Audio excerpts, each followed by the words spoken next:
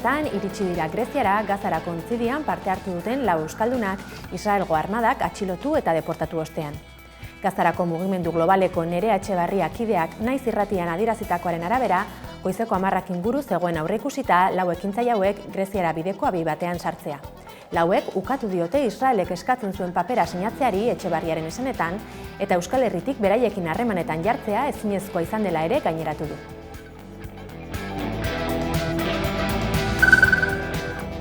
Atzerapenak izan dira nagusi astelehen goizean Bilboko metroan matxura bat dela eta. Tren bat Sarriko eta San Ignazioko geltokien artean gelditu da goizeko 8:00 eta horrek atzerapenak sorrarazi ditu, batez ere San Ignazioko geltokiaren inguruan. Bertan 2 orduz izan da zerbitzua etenda, baina guztiz berrezarri dute metroko sare osoan zehar goizeko 10:00 Bilboko metroak jakinarazi duenez. Hala ere, atzerapenek gehiago iraun dute, ahalik eta lurrazpiko garraio publikoaren funtzionamendua normaltasunera itzuli den arte.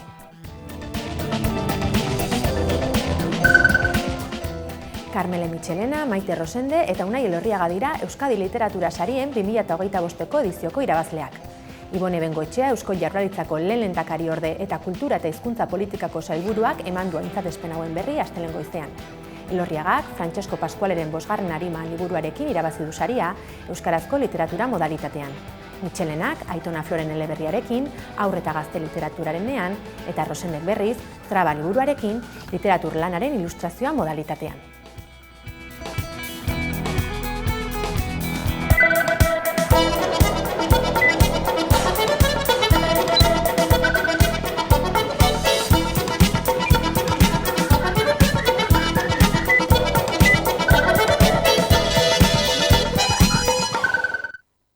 Euskal gizarteak Iruñeko kaleak bete ditu larunbat honetan Palestinarekin elkartasuna deitutako mobilizazioa dela eta Palestinako genozidioa amaitzea eskatzeko. 50.000 pertsona baina gehiagok Israelekin harreman oro etetea eta elkartasun ekintza zehatz bat bihurtzea eskatu dute Iruñean inoiz egon den manifestazio jendetsuenean.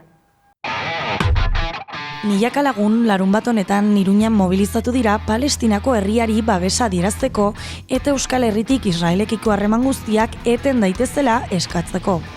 Palestinarekin elkartasuna plataformak deituta, martxa Antoñuti parketik abiatu da eta Sarasate pasalekurainoko etorbide nagusiak zeharkatu ditu.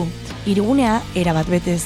Antolatzaileen arabera 50.000 lagun inguruk parte hartu dute Iruñan azken urteotan egin den mobilizaziorik jendetsuenean. Gaur ja aldarrikatzen du momentua dela Israelekin harremanak eteteko, konplizidaderi ere esateko Israelekin harremanak eteteko, boikota, desinbertsioa, zigorrak aplikatzeko Israel estaturi eta baita ere bere konplize guztiei, ez? Horregatikan engainatu nahi dute esaten dutenen Palestinan onarpen bat edo gobernukoek esaten dutenen onarpen bat Palestinana, ez? Orain arte ez dute genozidioa gelditu eta ez dute gelditzeko asmorik ere, horregatikan beharrezkoa da kalera atetzera, borrokara atetza eta antolatzea, ez? Azken manifestua euskaraz, arabieraz eta gaztelaniaz irakurri da eta Palestina erabat deskolonizatzea eta Israelgo estatua desegitea exigitu dute. Bestalde Global Sumut Flotillan atzemandako ekintzaileei babesa adierazi diete. Mugimendu solidarioak azpimarratu du aurrera pauso bat eman behar dela egoeraren larritasunaren eta Palestinari gero eta indar handiagoa ematearen aurrean. Hortaz, sindikatuei dei egin die greba orokor bat egitera.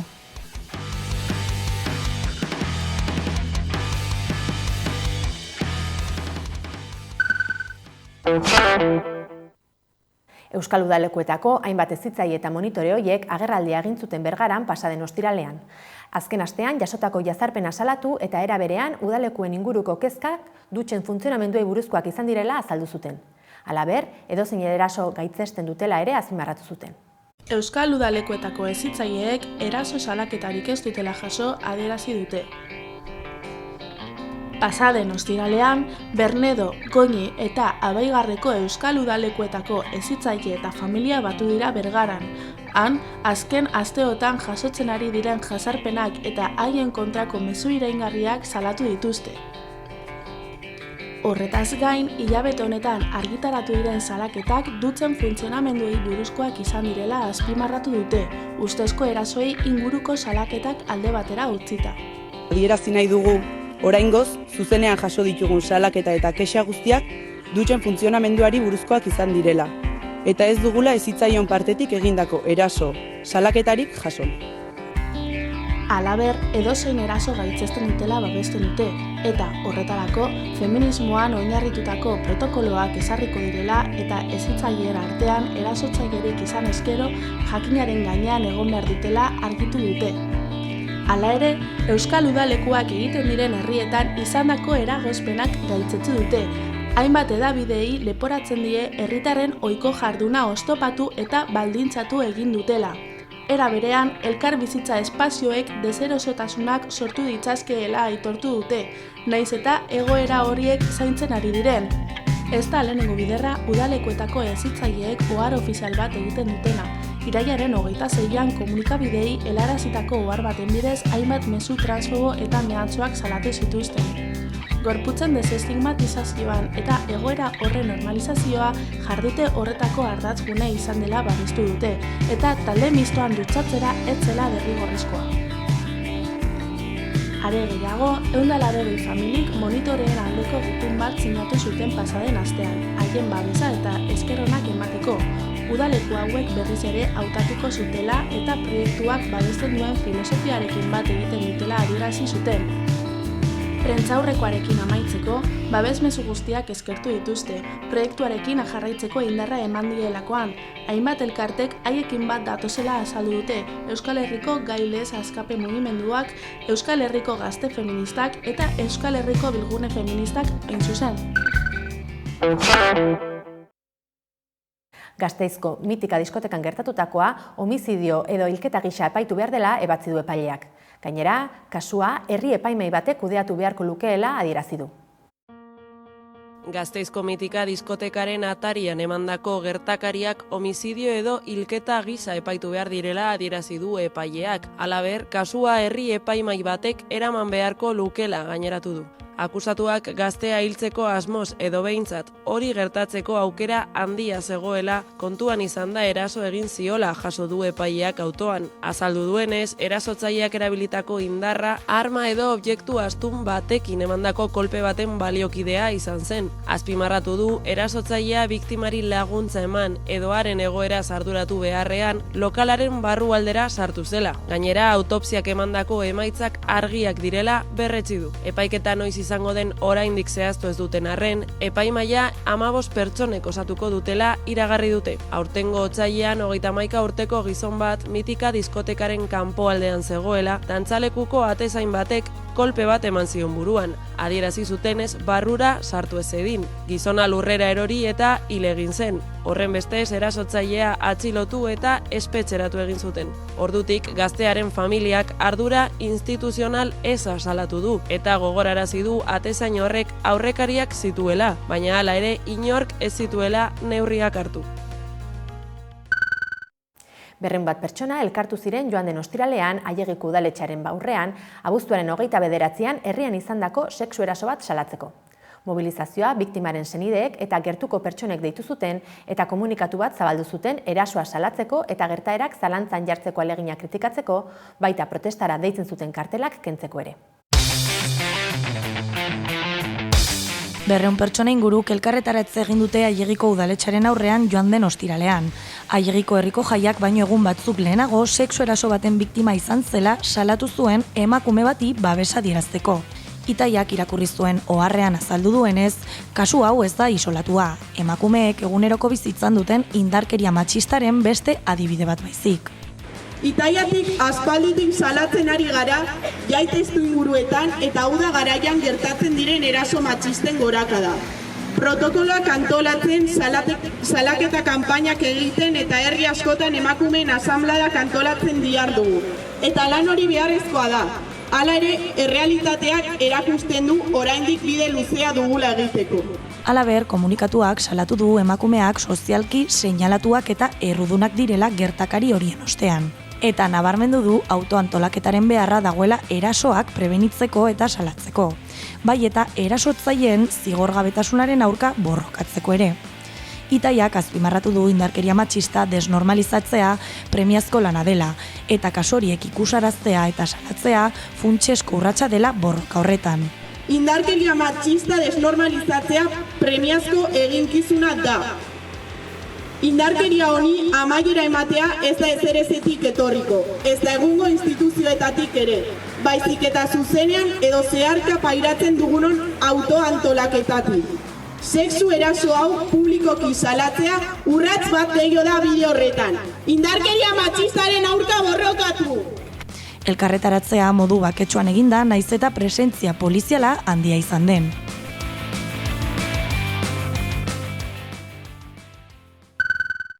Egitarau bete-betearekin, kilometroak Gipuzkoako ikastolen aldeko festa ospatu dute asteburuan Elgoibarren. Hirugune eta azpigune bat atondu dituzte jairako salto-salto kale lopean. Euskarara salto egitea izan da kilometroaken gonbidapena eta estrategikoki batez ere helduei zuzendutako mezua izan da. Gipuzkoako ikastolen jaia ospatu dute Elgoibarren. 15.000 lagun inguru batu dira iragan igandan kilometroak jaian, euskara maitatuz ikastolen proiektua defendatuz eta komunitatearen kohesioa indartuz. Salto kale lopean jardun dute, euskararen sokari heldu eta komunitatea mugiaraztea izan dute helburu nagusienetako bat, elkarlana parte hartza eta euskararen erabilera sustatuz. Euskarara salto egita izan da justu kilometroen gonbidapena. Gonbidapena argia da. Etorri, parte hartu, eta egin dezagun guztiok euskarara salto kolektiboa.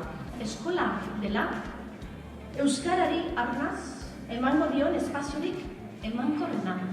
Herriko hainbat gunetan prestatu dute ekintza sorta zabala, erronka proba gazteentzat, egur jolasak, tailerrak, puzgarriak, txarangak, kontzertuak eta askoz gehiago 1000 voluntario baino gehiagoren lanari esker. Bestalde Maritxu Loiola eta Aspanogi elkarta ere omendu dituzte ekitaldi hunkigarri batean. Maritxu bizitza oso euskararen zerbitzura emateagatik eta Aspanogi 30 urte zaurren bizidunen eta haien familien ondoan egon izanagatik. Behin jaiari amaiera emanda bildutako baliabideak 3 norabide nagusitan bideratuko dituztela iragarri dute. Lehenik emaitza ekonomiko positiboa izan ezkero, Elgoibarko ikastolaren eraikinaren eta eguneroko funtzionamendurako baliabideen hobekuntzari ekingo diote. Bigarrenik euskararen erabilera areagotzeko eta aniztasunari modu eraginkorragoan erantzuteko proiektu pedagogiko berriak sustatuko dituzte. Azkenik komunitatearen arteko harremanak indartzeko gogoeta eta estrategia berria jarriko dituzte martxan, elkarlanaren eta elkarzintzaren kultura sakontzeko. Elgoibarren ospatutako kilometroak egun urte osoko auzolanaren isla izan da, eta euskararen aniztasunaren eta herrigintzaren aldeko konpromisoa berretsi dute. Elgoibarrekoren Lazkaoko San Benito ikastolari pasadio kilometroak jaiaren lekukoa.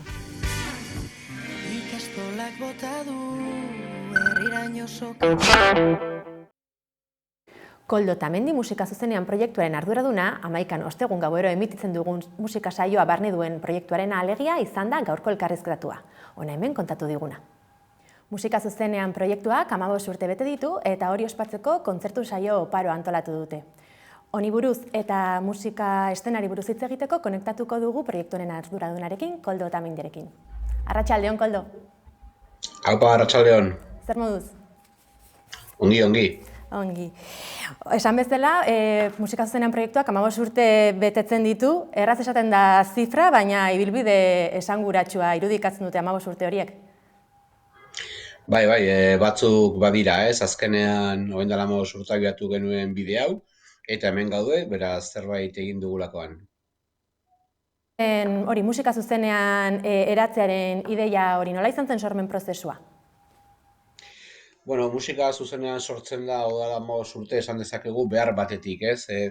Garaian hor ginen, musika estenan ibiltzen ginen hainbat lagun, batzuk kazetariak, beste batzuk musikariak, bideogileak eta bestelakoak, eta konturatu ginen ez zegoela erreferenterik sarean kontzertuen berri jakiteko, ez? Eta bide horretan abiatu genuen prozesu bat amaitu zula egiten, musikazuzenean.com, garai hortan, .eus, hor egun, eta atari digital bat non ikusi zitekeen Euskal Herrian ze kontzertu zauden egunez egun. Eta hori izan zen gure egitasmoaren abiapuntua, ez? Gerora hainbat ekimen jarri ditugu martxan, kontzertu akustiko egin ditugu, beste hainbat jaialdi, Durangoko azokako estanda, 11 telebistako musika saioa, eta hainbat ekintza, baina abiapuntua izan zen dela 15 urte, agenda bat egitea sarean ikusteko egunez egun ze gauz egongo ziren. Eta nolakoa izan da 15 urteotako ibilbide hori? Nola deskribatuko zenuke ibilbide hori?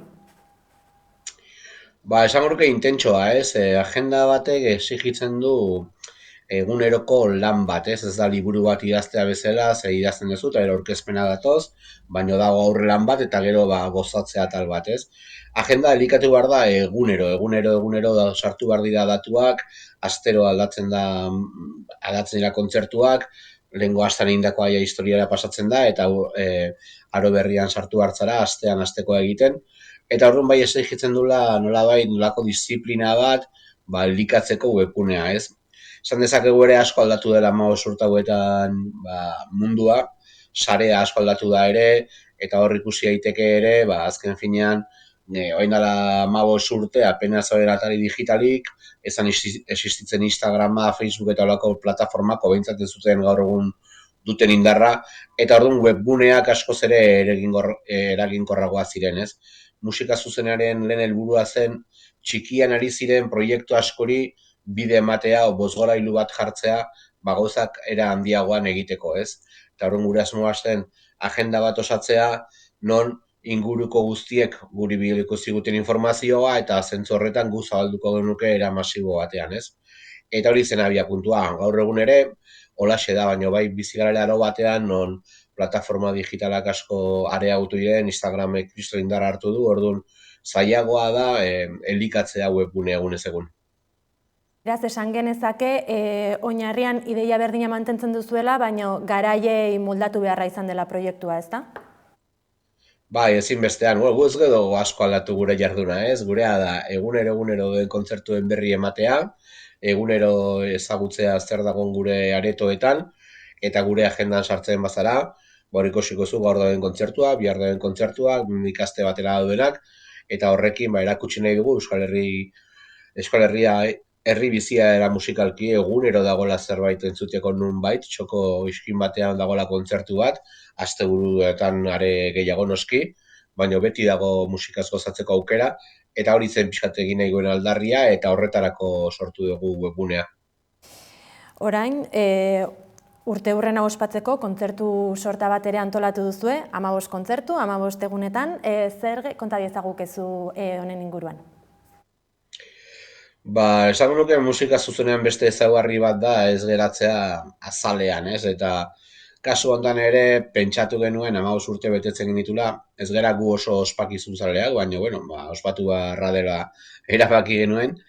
Eta bide horretan egin beharrean kontzertu bat eta gauzak lasai hartu eta gozatu, pentsatu genuen 15 urte zirenez, 15 kontzertu ingo genitula, baina ez hori bakarri baizik eta 15 egun jarraian zuzeneko musika eramaten leku batera, eta 15 leku ezberdinetan, ez? Eta horrek ekarri dugu nahiko burua uste, egia esan kontaktatu dugun leku guztietan oso harrera ona izan dugu, oso prest egon dira proiektu honetan parte hartzea, batzuk ezin izan dute parte hartu, datak oso zehatza direlako, atzo hasi zen, igandez, eta bukatuko da urriaren 19an, eta egunero leku batean gaude, ez? Eta horrek esan nahi du, Tetrisa egitea, ez dela errexe izan, ez?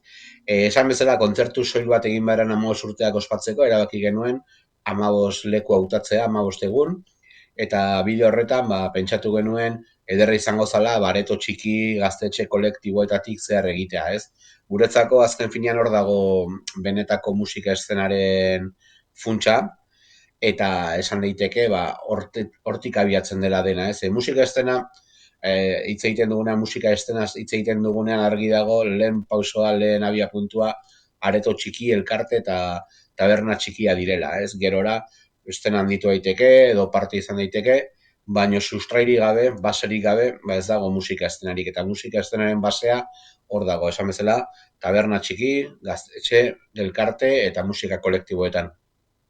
Gainera, aipatutako 15 espazio hauek Euskal Herrian zehar zabalduta daude, hau da, iaia lurralde guztietan izango da kontzerturen bat, ezta? Bai, lurralde guztietan, 7 lurraldetan, 6 lurraldetan egingo ditugu kontzertuak. Guretzako garrantzitsua izan da hori, lurraldetasunari garrantzi ematea, egia esan Gipuzkoan edo Bizkaian askoz errazagoa da kontzertua eta antolatzea, baina era berean esan daiteke ere guretzako maulera jutera edo beste hainbat lekutera jutera ederra dela, ez? Hor ere badago, hor ere mugitzen dira gauzak, askotan periferian geratzen diren gauza izan daitezken arren, gutatik gertu eta urrun aldi berean, badago zer entzun, badago zer ikusi, eta badago norbait zerbait egiten musika eszenaren alde. Eta nola egin duzue artisten hautaketa, hori ere ez lehen hautaketa erreza izango? Lehenengo hautaketa izan zen lekuak bilatzea. Hori izan zen lehenengo erronka. 15 leku, egin genuen zerrenda bat, eta atera zitzaizkigun 40 izenetik gora, ez? Euskal Herrian bada aukerarik, hola formatu txikian, aritzeko badira gaztetxeak, badira elkarteak, badira musika kolektiboak, eta leku koherenteak direla guretzako, asko lagunak eta ezagunak, eta azkenean hau herri txiki bada, eta denok ezagutzen dugu elkar, eta bide horretan ez da zaila izan zerrenda hau osatzea, ez? Zailagoa izan da erabakitzea zergatik ez, eta zergatik bai leku batera, ez? Eta azkenean agendak egin du sailkapen hori, nora joango garen, bakoitzaren agendaren arabera erabaki da. Musika taldeen aukerak eta asko ere lagun artean izan da. Gure gurtuko jendeai proposamena helarazi eta atita batean lotu genituen taldeak, eta gero gehien bat tokian tokiko elkarte kolektibo eta esan bezala gaztetxeen bidez egin dugu, ez? Parte hartzen duten talde eta asko bertakoa dira, esan dut. Gaur Donostian dagoen kontzertua, Donostiko musikaria dira, Gernikan ere Gernikako hartuko dute parte, eta orduan tokiko musika taldeak daude leku bakoitzean, ez? Guretzako kriston taldeak batu ditugu agendan, batzuk ezagunak, beste batzuk gera bat ez ezagunak, baina, esan daiteke guztien artean oreka bat erakusten duela, eta bide hortan erakusten du Euskal Herriko musika eszenaren argazki bat, ez? Txikitik, ertainera doan bide horretan behintzat. Aipatu bezala, kontzertutarako aukeratu duzen espazioa, gaztetxeak, beste espazio kolektiboak, sala edo areto oso handiak ez direnak, baina aldiz, orokorrean geroz eta ohikoagoak dira musika ikuskizun handi horiek, makrokontzertuak eta zuen hautaketa horri nolabait kontrajarriak edo zer deritzozu ikuskizun handien ezakit moda, tendentzia edo gaur egungo errealitate horri? Kontra ez daude, ez bi estena ezberdin dira eta bakoitzak badu bere zirkuito eta bere jendea, ez? Nik argi daukat eta guk argi daukagu guretzako basea estena txikia herrietan dagoela, auzoetan dagoela eta areto txikietan dagoela. Hortik aurrera handitzen denean da taldearen popularitatearen arabera o taldea ezaguna o ezagunagoa den enean, ez? Bai azken garaian sortu direla emanaldi handiak, erraldoiak esan daiteke, leku masiboetan, eta ni batez ere ezberdintasuna izango da aipatzekotan artista bakar batek lortzen duela erronka hori, ez? Hemen Euskal Herrian sarri egon dira kontzertu masiboak, Atortxu bezalako jaialdietatik, 40 minutu rock, eta olako kontzertu masiboetatik non talde asko kolektiboki hartzen zuten parte kausa baten alde, eta gaur egun iritsi gara puntu batean non artista batek osatzen duen kontzertu erraldoi hori, ez modu ez kolektiboa, maizik eta modu pertsonalean, ez? Hor daukagu Mito Aroa, ODTS-ren azkemenaldi hori, edo, orain datozen agur guztiak, ez? Gatiburena eta beste hainbat talde, ez? Beti egon dira kontzertu masiboak Euskal Herrian, ez igual horren masiboak, ze aretoak oindala markada bat ez ziren horren handiak, eta ISB-ek eta horrelako espazioak ez ziren ohikoak euskal musikarentzako, gaur egun, pozez, behintzat beste realitate batean gaude, eta areto handietara ere euskal musika eraman daiteke, eta hori aurrera pauso bat izan daitekeen bezala, izan daiteke ere nik musika ulertzen dudan modua kolektiboa dela banakakoa baino, ez? Guk ulertzen dugu musika eszena kolektiboan, eta azkenean ikuslegoak erabakitzen du nora jo, ez? Eta kasu honetan badago gaur egun tendentzia bat olako makro jaialdien alde, aukera bat da, musika gozatzeko aukera bat ematen du, niretzako ez oberena, ni nahiago ditut esan bezala areto txikiak eta taldea parez pare dauden leku horiek, izerdia somatzen den areto horiek, baflea gertu daukazun areto horiek, eta bai bizi gara aro batean, irudiaren aro honetan, importantena da kasi espektakuloa musika baino, ez? Baina esan bezala hor norberak erabakitzen du zein den bere gustoko eremua, ez? Eta bai bizi gara hori, gaur egun, espektakularidade horretan, modan dago hori, geroz eta handiagoa, geroz eta hobea dela dirudi, baina honi uste aukera guztientzako dagoela. Gero beste meloi bat da, nola banatzen den dirua eta instituzioek zer laguntzen ematen duten horrelako emanaldiei eta zer gutxi eskaintzen duten basea edo sustraietan ari diren beste guzti horiei, ez?